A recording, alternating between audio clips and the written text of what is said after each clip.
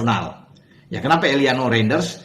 Jadi ada opsi yang saya pikir akan dimainkan oleh pelatih kepala John Hartman di FIFA Series nantinya tanggal 27 dan 30 Maret yang akan datang. Satu posisi itu akan bisa diambil oleh Eliano Reinders. Pemain 25 tahun ini main oke sekali. Kalau bicara di Liga Super dia selalu main, kalau tidak ada masalah, tidak ada akumulasi kartu ya atau cedera, dia selalu akan tampilkan.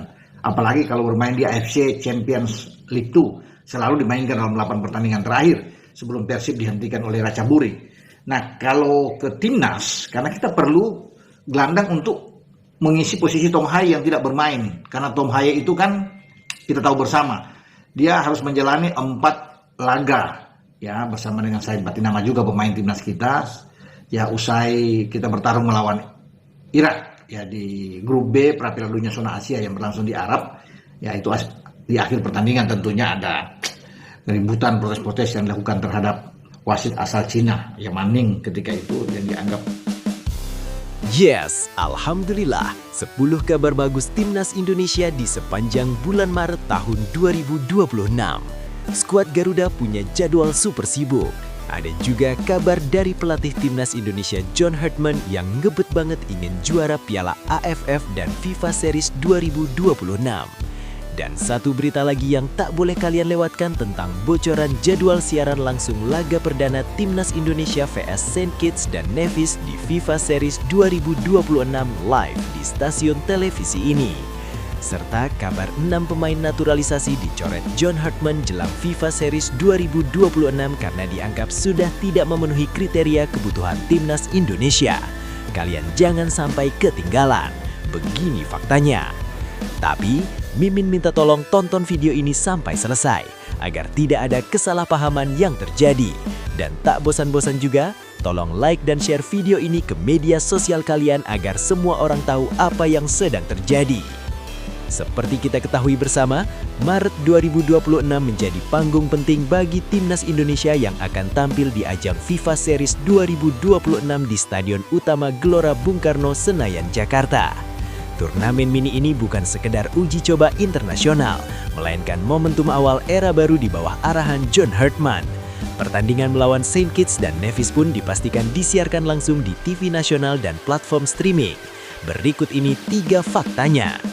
Fakta pertama, momentum debut dan awal era baru.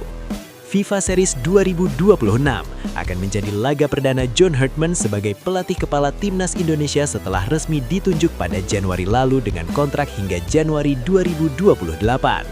Laga ini bukan hanya soal hasil akhir, melainkan tentang bagaimana fondasi permainan mulai dibangun dari titik nol. Turnamen yang digelar pada 27 hingga 30 Maret 2026 itu diikuti 4 negara yakni Indonesia, Bulgaria, Kepulauan Solomon, dan Saint Kitts dan Nevis. Formatnya mempertemukan Indonesia melawan Saint Kitts dan Nevis, sementara Bulgaria menghadapi Kepulauan Solomon. Para pemenang melaju ke final, sedangkan tim yang kalah akan berebut tempat ketiga. Atmosfer Stadion Utama Gelora Bung Karno diyakini akan menjadi saksi awal transformasi skuad Garuda. Fakta kedua, disiarkan langsung dan jadi sorotan publik.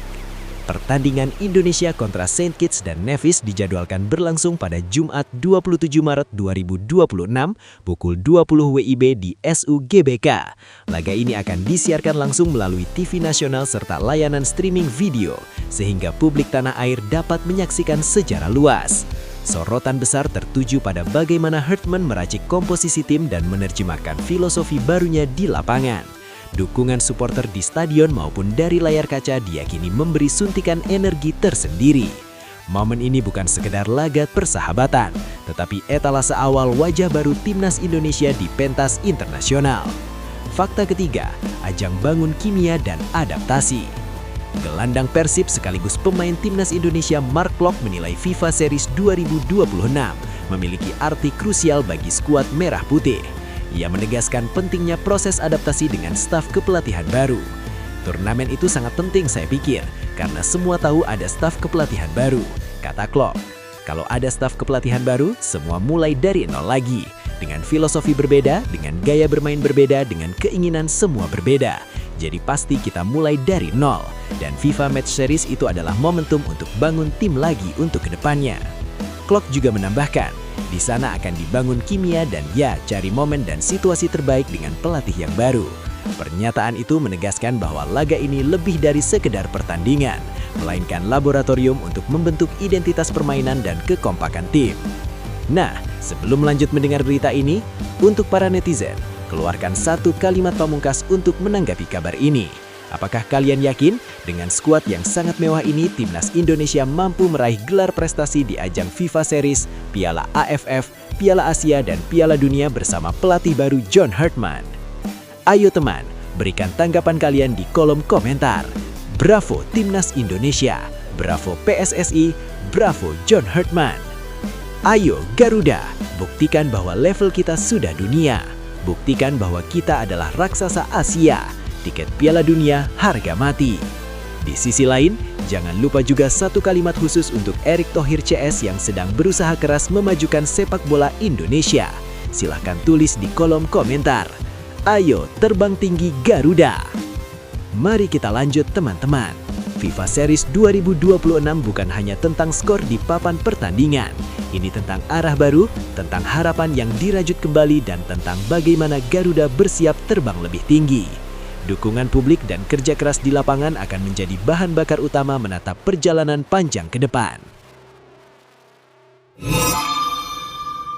Korea Selatan dan Jepang mohon minggir dulu.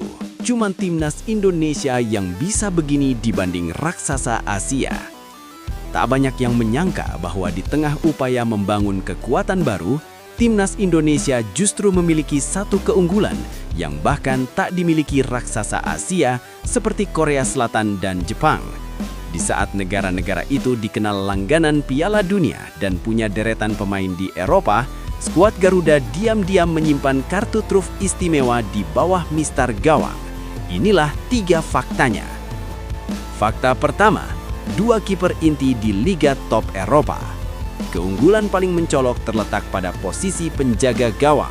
Timnas Indonesia saat ini memiliki 2 kiper yang bukan sekedar bermain di Eropa, tetapi tampil di kompetisi level atas dan menjadi pilihan utama di klubnya masing-masing. Mereka adalah Emil Audero yang memperkuat klub Serie A dan Marten Paes yang merumput di Liga Belanda bersama Ajax. Pengamat sepak bola Bung Ropan mengungkapkan rasa syukurnya atas situasi ini. Kalau saya sih pribadi bersyukur, sangat bersyukur bahwa kita punya 2 kiper top dan bermain di liga bukan sembarangan.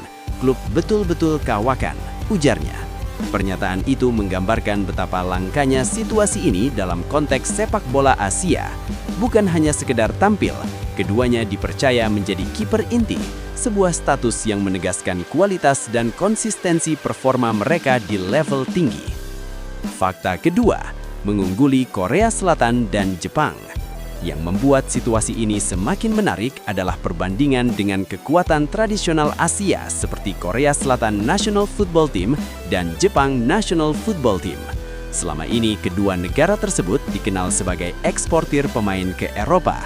Namun dalam konteks memiliki 2 kiper utama di klub top Eropa secara bersamaan, Timnas Indonesia justru selangkah di depan.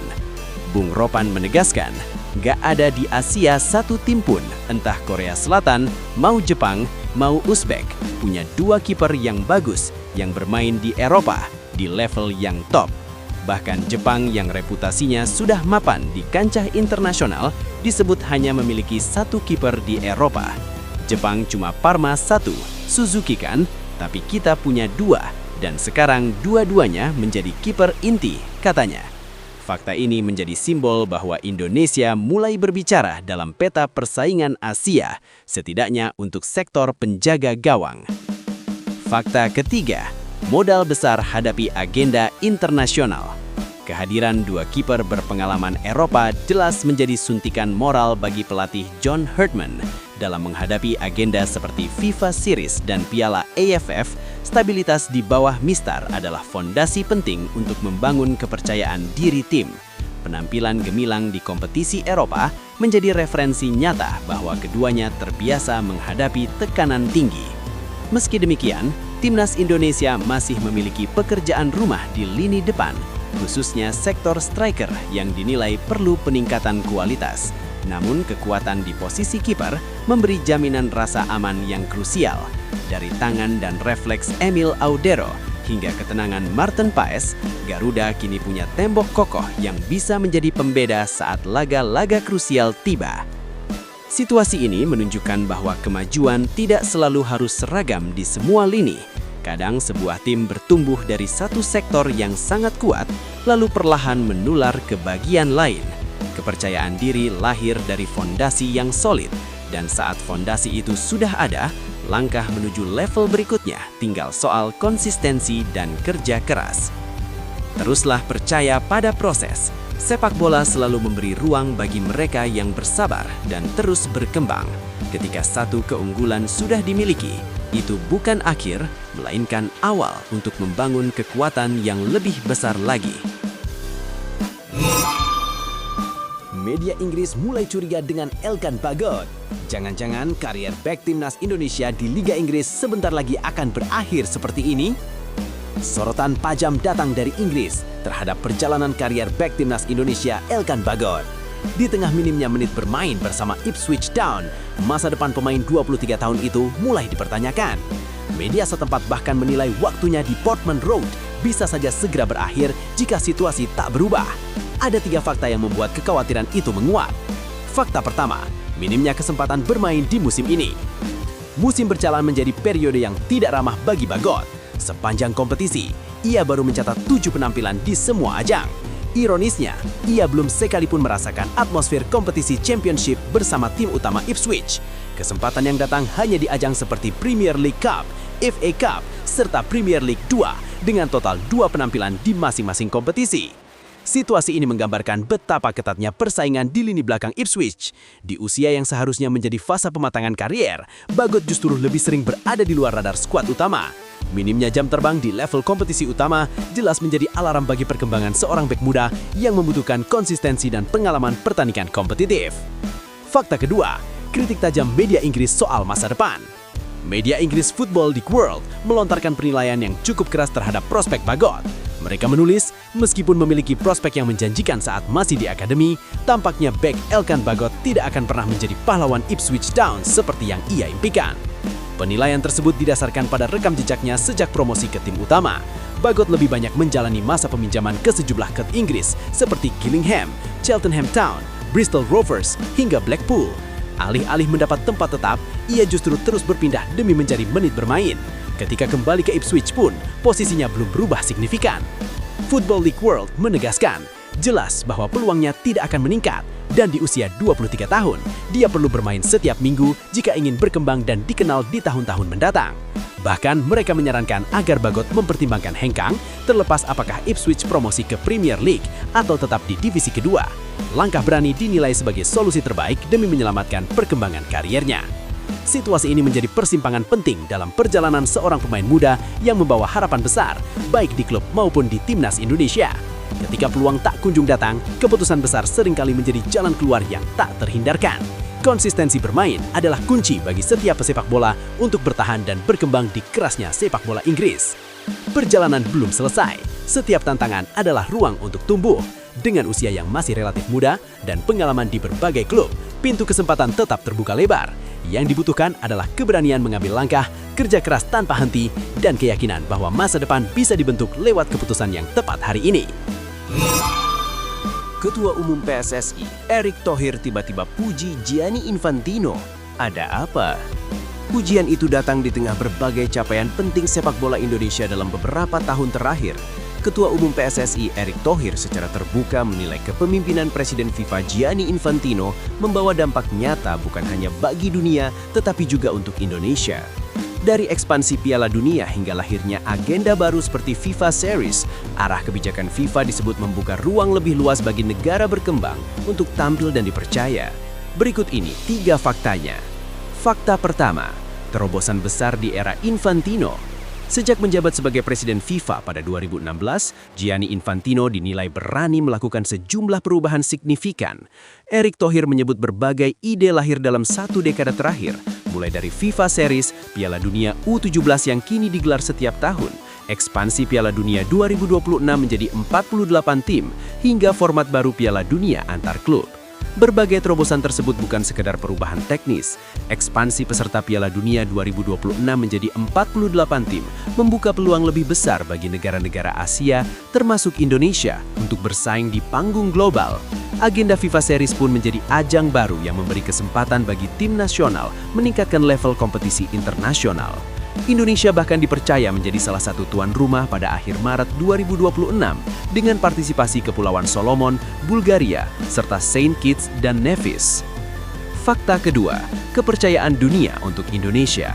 Di bawah kepemimpinan Infantino, Indonesia mendapatkan momentum bersejarah ketika ditunjuk menjadi tuan rumah Piala Dunia U17 2023. Meski langkah Garuda terhenti di fase grup setelah finish ketiga di grup A dengan 2 poin dari 3 laga, status tuan rumah menjadi catatan emas pertama dalam sejarah sepak bola nasional. Erick Thohir menegaskan dampak kepemimpinan tersebut terasa langsung. Dampaknya nyata bagi Indonesia yang dipercaya menjadi tuan rumah Piala Dunia U17 2023, lolos untuk pertama kalinya ke Piala Dunia U17 2025 melalui jalur kualifikasi, serta menorehkan sejarah dengan melaju ke putaran keempat kualifikasi Piala Dunia 2026, ucap Erick Thohir. Pernyataan itu menegaskan bahwa kepercayaan internasional bukan sekadar simbolik, melainkan membuka jalan prestasi baru. Fakta ketiga, sejarah baru di kualifikasi Piala Dunia 2026. Langkah timnas Indonesia di kualifikasi Piala Dunia 2026 menjadi bukti paling konkret perkembangan tersebut. Untuk pertama kalinya, Indonesia mampu melaju ke putaran keempat, sebuah capaian yang sebelumnya sulit dibayangkan. Ini bukan hanya soal hasil pertandingan, tetapi juga cerminan transformasi tata kelola, pembinaan, dan kepercayaan diri sepak bola nasional. Keberhasilan tersebut menempatkan Indonesia dalam peta persaingan Asia yang lebih kompetitif. Di tengah perubahan format dan perluasan kuota, Indonesia mampu memanfaatkan momentum. Kombinasi dukungan federasi, program pembinaan, serta peluang dari kebijakan FIFA menjadi fondasi yang mempercepat lompatan prestasi. Pujian Erick Thohir kepada Gianni Infantino bukan sekadar basa-basi diplomatis. Ada narasi besar tentang perubahan dan peluang yang berhasil dimanfaatkan. Ketika kebijakan global berpadu dengan kesiapan nasional, hasilnya adalah sejarah baru yang perlahan mulai tercipta untuk sepak bola Indonesia. Pascal Stroy tak habis pikir dengan fans Garuda sudah tolak bela timnas Indonesia, namanya tetap diserbu. Nama Pascal Stroy kembali mengemuka di tengah derasnya arus naturalisasi pemain keturunan yang dikaitkan dengan timnas Indonesia. Bek tangguh milik Leeds United itu secara terbuka mengakui terkejut dengan antusiasme luar biasa supporter Garuda yang terus membanjiri media sosialnya, meski ia sudah menegaskan belum memikirkan membela Indonesia. Fenomena ini menjadi gambaran betapa besar harapan publik terhadap pemain berdarah Indonesia yang berkarir di Eropa. Berikut ini 3 faktanya. Fakta pertama, antusiasme fans Garuda yang tak surut. Gelombang dukungan dari supporter Indonesia datang tanpa henti. Dalam wawancaranya bersama ESPN Belanda, Stroik mengaku kolom komentar Instagram pribadinya hampir selalu dipenuhi pesan dari penggemar tanah air. Ia bahkan menyebut situasi itu sebagai sesuatu yang menghibur sekaligus mengejutkan. Saya senang melihat bagaimana para penggemar di sana dan betapa mereka sangat ingin saya ke sana, ujarnya. Ia menambahkan bahwa banjir komentar tersebut menunjukkan Indonesia adalah negara sepak bola yang sangat besar. Respons masif ini memperlihatkan betapa publik Garuda begitu berharap kualitas pemain Premier League bisa memperkuat lini belakang skuad merah putih.